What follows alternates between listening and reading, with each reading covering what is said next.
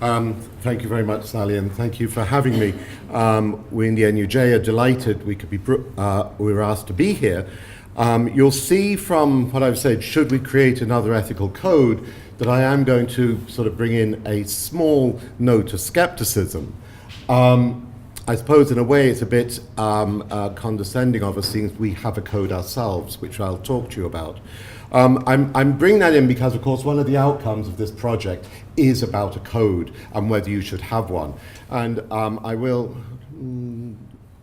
is it just, sorry, I should put on my glasses and I know how to do it. Oh yeah, grand. Oh God. The other one. Yeah, right. Right. Just for background, the NUJ's had a code of conduct since 1936, possibly the first code of conduct for journalists ever formulated. It was most recently updated in 2011. This happens regularly, and if any of you have ever looked at the code, you will see it differs hugely from that in 1936. The council, which I'm a member, was established in 1985. Its main function is educational. It was, I think, somebody proposing it at the time said it was to take the code to the membership and to make members aware of the code. It does have a disciplinary role. Members can take a complaint about other members, not members of the public. And in the first couple of years of it, there were over 200 complaints, and thank God I wasn't on the council in those days. Now, 2 or 3 a year, and most of them, to be honest, are dealt with in some sort of conciliation. There is what's called an ethics hotline, which a lot of members who've never used it find hilarious. A phone number you can call to get advice about ethical issues. There's about 5 or 6 calls a month. They usually go to the chair. I sort of get a handful of them from members here. I'm obviously hardly at liberty to talk about them, but people do ring and say, look, I've been asked to do this, should I? What are the ethics about this? Should I do this? Is it a breach of the code? And you would be surprised at who does, from what publications or what broadcasters. But I would say that journalists in the main, I think Roisin was saying this, journalists in the main tend to be more concerned about ethics than I think the general public probably is aware. That's the code. I suppose for our benefit, Section 5 or Article 5 is possibly the last bit that remains from the 1936 code. It's sort of like the Caucasus of the NUJ's code. It reminds us where we came from. It's about getting information by straightforward means. As far as we're concerned here, the code about ethnicity and which is there somewhere, is probably the most interesting of what for our gathering here today. However, a lot of members of the NUJ do worry about this. They worry about whether a union should actually be policing its members in this way. They worry about whether they should find themselves possibly at the end of a complaint by another member, which their union then takes maybe against them. And they worry whether their union should be fining them or possibly even expelling them. And they wonder whether it's appropriate.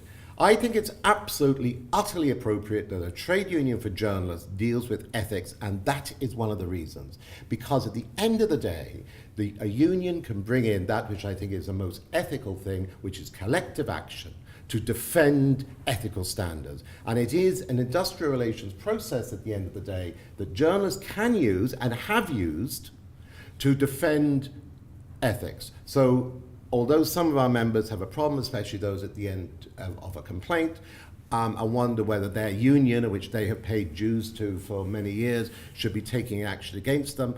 That is the reason, and I think it is quite appropriate that the NUJ has an interest in ethics. And one of the reasons why, when some of our members in the past have wondered whether we should join a general union, especially actually our members in RTE, one of the arguments against that was that general union will not have a code of conduct to relating how journalists should do their work.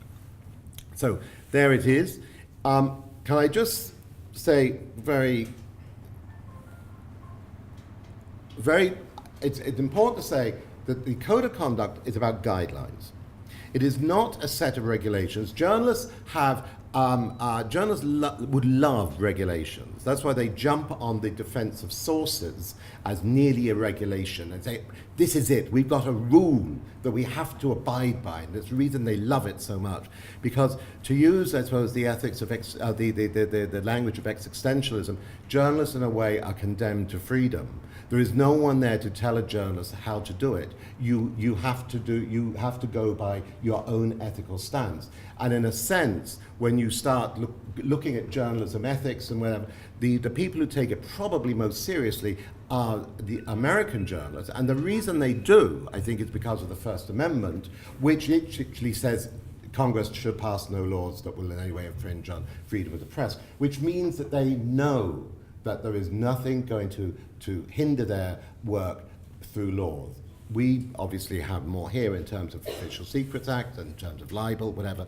But in the main, journalists, when they decide to cover a story, are free to cover it whatever way they think, I suppose, will sell at the end of the day. So to be ethical is to understand ethics, is to actually, despite what Peter said, and I fully agree with him, I was that unreflective journalist for 20 years, but at the end of the day, an unreflective profession should be, in a sense, the most reflective, because the lack of regulation, in effect, and the way we go about doing the job should demand that we are reflective. But I just want to, this was a quote I found the other week. Lucy Kellaway, who actually writes a very good column in the FT, and it's in the Irish Times as well. And she was asking people about employers' codes. And she said, the past week I've asked everyone I've met if they've read their employer's code of conduct. The majority said either no or looked sheepish and said they had skimmed it. The reason I put it up there is, of course, that people sort of know there are codes of conduct out there, but probably don't really read them. And if you work in the FT, in fact, the NUJ's code of conduct is part of the code that journalists are meant to read, because we've actually got a strong union in the FT. It was part of my contract with the Irish Times. The NUJ's code of conduct was sitting there as part of that contract. I was meant to read it. I didn't for an awful long time, and then I decided I should, because I was meant to be a union activist, meant to know about these, so I read it. But that's what happens with codes. I'm not that worried about it. And there's the noise. They're some of the codes I could find. Now, what's missing from there is actually a very good one on ageism. I say this is probably part of that issue myself. There is lots of where you see mental health ones. There are lots of individual conditions and associations related to those conditions that have been put up codes as well, Schizophrenia Society or whatever. They're all missing there. So there's a load more, but there you see them covering poverty, covering suicide, covering equality issues, covering race reporting. They're all up there. They're out there. And journalists are told you should be looking at those because people have decided this is the way you should, in effect, do your job. If you're in broadcasting, and of course we're concerned here with broadcasting, these are what I suppose would be the interpretations of the regulation, because of course broadcasters are governed by regulation here and in many countries in a way that press reporters are not. And the whole online thing, which I think is so interesting, is a sort of a netherworld between the two in a way. But here are the various, the Broadcasting Authority of Ireland and RTE, their, in effect, interpretation of the Broadcasting Authority and how it is applied on the ground. Now, if you want to see the difference between guidelines and regulation, have a look at the BBC. The BBC's, if they've changed the name, it used to be called the Producer Guidelines, but in fact, it governs everything from what time in the morning you get up to whether you should have 1 or 2 spoonfuls of sugar in your coffee. I mean, it is so prescriptive, it's unbelievable.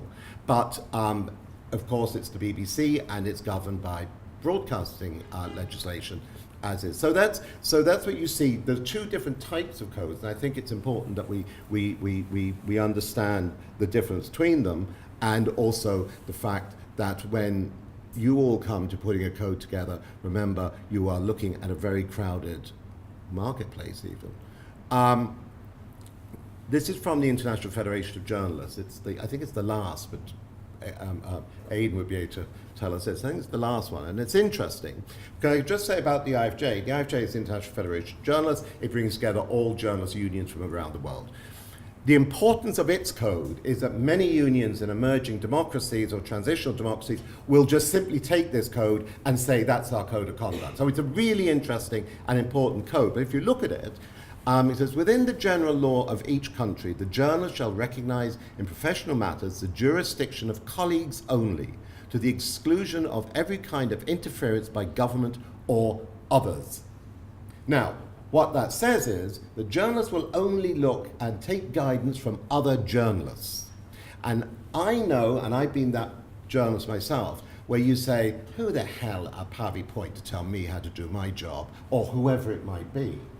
And here it is written in a code that would probably view itself as probably more relevant to sort of maybe sort of Southeastern Europe and Central Asia than to Western Europe, where government and others are trying to influence journalism to a huge extent. But there you see a mindset within journalism, which is the view that journalists' job is to defend freedom of speech and freedom of expression, and don't like anybody who might be interfering in it. And there is no doubt that a regulation and a code with the best will in the world is about limiting that. You're saying there are limits on free press, there are limits on freedom of expression, of which there are. And therefore, the journalists will often say, I'm skeptical about codes. I don't like codes. There are too many of them already. There's a tendency to ignore them and a view that codes are tantamount to censorship and a limit on free speech. I put this up there. I mean, some of you know damn well what this story is about. It was an opinion piece that appeared in the Mail, which was accusing traveller males of being inherently violent, I think the story was. Anyway, it was taken to court, and the Mail won. So therefore, it wasn't just simply a difference of opinion about a piece, it was a victory for free speech.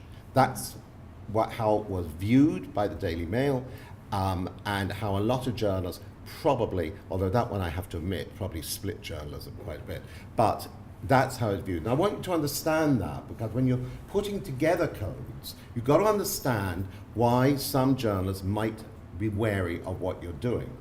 And it's not that they are in favor of hate speech. It's not that they are racist. It's because they fear that that there might be a growing diminution of press freedom. So I want to look now at before, I suppose, in a sense, be more positive. I don't have a problem with codes. I'm actually involved in obviously pushing one code in particular.